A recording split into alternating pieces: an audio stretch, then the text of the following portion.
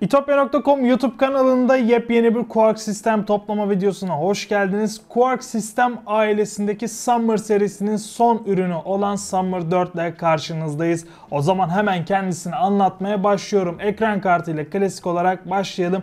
Buradaki ekran kartımız ASUS'tan Dual Radeon RX 7700X'te ekran kartı. Güçlü bir ekran kartı, hem 1080p'de yüksek FPS değerleri alabileceğiniz hem de 1440p'de yani 2K'da akıcı bir şekilde yine yüksek değerlerle oyununuzu oynayabileceğiniz bir ekran kartı. Bunun yanında AMD'nin FSR, anti-lag, kare yaratma ve diğer teknolojilerini de destekleyebiliyor tabii ki. Bunun yanında adrenalin yazılımı üzerinden de birçok komuta, birçok konuya erişebiliyorsunuz. Bu anlamda başarılı bir ekran kartı. ASUS'un da burada güzel bir soğutma çalışmasına gittiğini görüyoruz. Komple olarak baktığımız zaman hem bu teknolojileriyle hem bellek kapasitesiyle 12 GB'lık VRAM'e sahip uzun yıllar boyunca kullanabileceğiniz bir ekran kartı. Bu ekran kartına Intel'den i5 14400F eşlik ediyor. 14. nesil ailesindeki fiyat performans işlemcilerden bir tanesi. Bunun yanında hem DDR4 hem DDR5 desteği mevcut işlemcinin. Biz burada DDR5 bir sistem topladık. Biraz daha güncel bir sistem, biraz daha uzun vadeli bir sistem olabilmesi için 10 çekirdek 16 iş parçacı ile size hem oyunda hem de çoklu çekirdek gerektiren uygulamalarınızda yeterli performansı gösterebiliyor. Burada işlemciyi soğutma görevinde ekskavatörden V90 hava soğutucu alıyor. Burada 90 mm'lik fana sahip. Bunun dışında 4 adet de bakır ısı borusu bulunuyor. Sistemin anakart kısmında yine ASUS kendini gösteriyor. Prime serisinden H610MK eRGB modeli, yani adreslenebilir RGB modelini burada kullandık. Bu port ile birlikte adreslenebilir RGB'ye sahip olan parçalarınızda bu anakartta kullanabiliyorsunuz. Böylece ayarlamalarını siz yapabiliyorsunuz.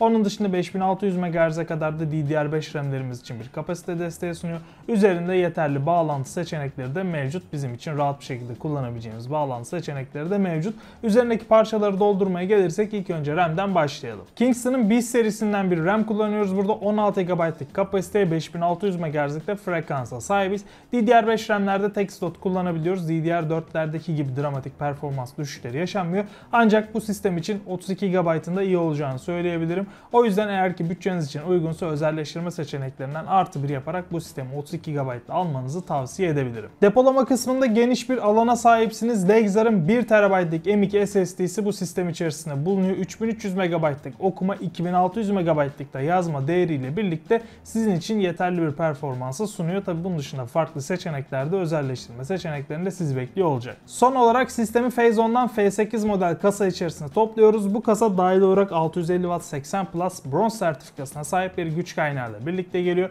ve sistemimize yeterli gücü veriyor. Onun dışında kasaya baktığımız zaman önde mesh panel görüyoruz. Bu sayede sistem içeriye rahat bir şekilde hava alabiliyor. Sistem 4 adet fanla birlikte geliyor. 3 tanesi önde, 1 tanesi arkada 120 mm'lik 4 adet fan içerisinde bulunuyor. Bu fanları da şu anda reset tuşu üzerinden RGB'lerini aydınlatmasını değiştirebiliyorsunuz. İstediğiniz animasyona getirebiliyorsunuz. Sistemin genel özellikleri bu şekildeydi. Bu sistem bir tavsiye sistemdir. Bunu belirtmemiz gerekiyor. Kendisi tek bir ürün değildir. Her parça ayrı ayrı kategorilendirilmektedir. Bizim sizin için hazırladığımız bu parçalarla uygun gördüğümüz bir sistemdir bu. Her parçanın ayrı ayrı zaten garantisi bulunmaktadır. Bu konuda da destek isterseniz tabii ki itopya.com'un her mağazasında bulunan müşteri hizmetlerinden veya internet sitemizdeki çağrı merkezi numarasından veya mail adresimizden bizlerle iletişime geçebilirsiniz. Bu sistemi nereden satın alabilirsiniz? İlk olarak açıklamalar kısmında bağlantı bulunuyor. Buraya tıklayarak internet sitenizden kapınıza kadar montajlı bir şekilde teslim alabilirsiniz. İkinci olarak da itopya.com'un yine mağazalarına gelerek bu sistemi tercih edebilirsiniz. Bu sistemle birlikte diğer parçaları da, diğer deneyimleri de yaşayabilirsiniz.